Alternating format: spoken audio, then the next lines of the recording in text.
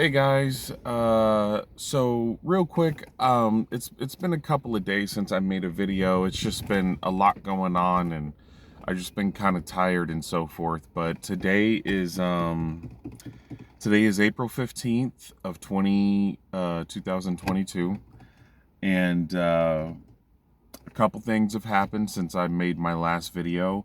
So on April 12th of 2022, I had an appointment with my primary care doctor, Dr. Andrew Pande, and this was the follow-up appointment from after I had seen the first breast specialist. He had referred me to Dr. Beth Sutton, who is located on she's located on 1600 Brook Ave in Wichita Falls, Texas.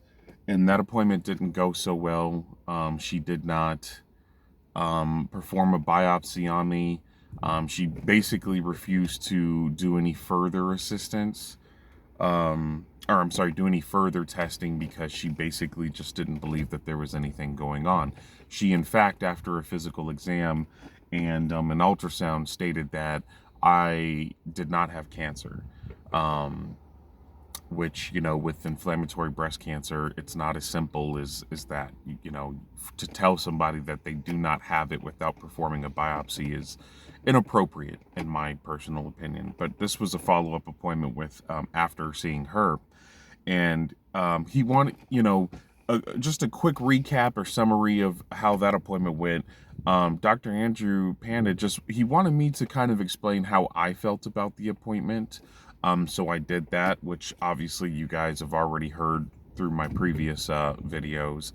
And I kind of just asked him, because he's a male himself, and again, he seems to be a really good person and a good guy, and I feel like he's a great doctor. He tries to he it seems like he tries to empathize and sympathize with what I'm going through. And I just asked him. I said, Doc, just put yourself in my shoes.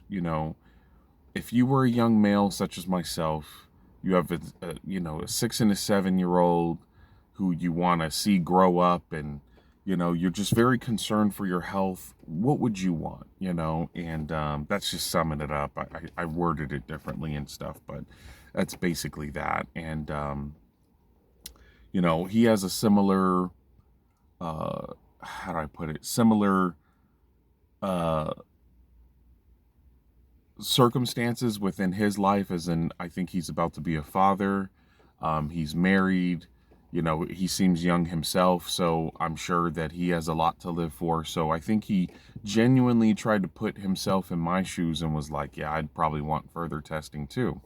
So um so remember, I told you guys that Dr. Beth Sutton uh was basically being kind of petty, and this is just my opinion, but I felt like this was being a little petty. But she basically stated that if I agreed to see a psychologist, because she thinks I'm suffering from anxiety and depression, and she thinks that's why I believe that this is what's going on, is because basically I suffer from these conditions.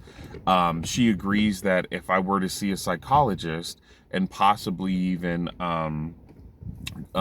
agree to take medication, that she would then do a biopsy for me. And he said, would you be willing to humor her and stuff? And I said, to be honest with you, I have no problem seeing a psychologist, because I know that prior to this, I did not suffer from anxiety and depression. At least, not to this scale, not to a scale of which I think I'm going to lose my life, because I had no reason to think that I would lose my life. But now I'm thinking, based off of my symptoms, that I might have this serious illness or disease that can end my life. So yes, this is a scale of anxiety and depression that factors in here. Um, But I stated I had no problem seeing a psychologist. I said that I feel like the psychologist would also understand why I'm feeling anxiety and depression due to these symptoms, due to the fact that I've already taken an antibiotic and it hasn't gone away. So the possibility of it being an infection, a simple infection, is less likely. And due to the fact that it's still here, it's still causing me discomfort, is like, man, this could be IBC. I think they would understand that. I think they will understand how happy I was before seeing this and dealing with this. So, I think that everything makes sense, and I think that they will feel that way too. So I told him, I said, yes, I'm willing to. However, I did state that I don't want to wait a long time to see the psychologist. If this is the only thing that we're going to wait on is for Dr. Beth Sutton to perform my biopsy, I want this to move as quickly as possible. I don't want to have to wait a month to see the psychologist, and then I got to wait a week for them to give their opinion, and then I got to wait, for us to contact Beth Sutton, and then I got to wait for the next appointment with her. And because she doesn't deem this an emergency, she'll make the appointment, 2 to 4 weeks out. By that time, I'm waiting a couple of months where this can progressively get worse. And again, he put himself in my shoes and he totally understood. He even went the extra mile. He left the office. Apparently, he called the psychologist's office to see how soon they can get me in, and he did confirm that it was no time soon. So he came back and he said, okay, well, how about this? Let's continue to, and he stated that he believed that if I agreed to see the psychologist, he believed that he can get Dr. Beth Sutton to perform the biopsy for me. So he wasn't wanting me to see the psychologist because he agrees with her. He wanted me to see the psychologist so he can use that as ammunition to say, hey, he agreed to see them, he saw them, now will you perform the biopsy? So he was hoping to get the result that I wanted. But because he knew that the appointment wouldn't be for a while, he said, well, how about this? We'll still have you make the appointment to see the psychologist, but I will refer you to the other breast specialist that's out here in Wichita Falls that they deal with, because apparently they only deal with 2. And I said, yes, that would be fine with me. I can still go and see a breast specialist in hopes of getting a soon-to-be biopsy, but at the same time, just to be on the safe side, just in case I may need the biopsy with Beth Sutton still, I'll see the psychologist for whenever that's available. So we had that set, and then I also informed him that I contacted MD Anderson facility that's located in Houston, Texas, and that I'm highly considering taking the 6-hour drive down there to see them, because they are familiar with this condition. They've treated it before, at least through Terry Arnold that I've observed on YouTube. They have successfully treated her. She has been, I guess you could say, NED, or just still alive for 15 to 16 years after her initial diagnosis.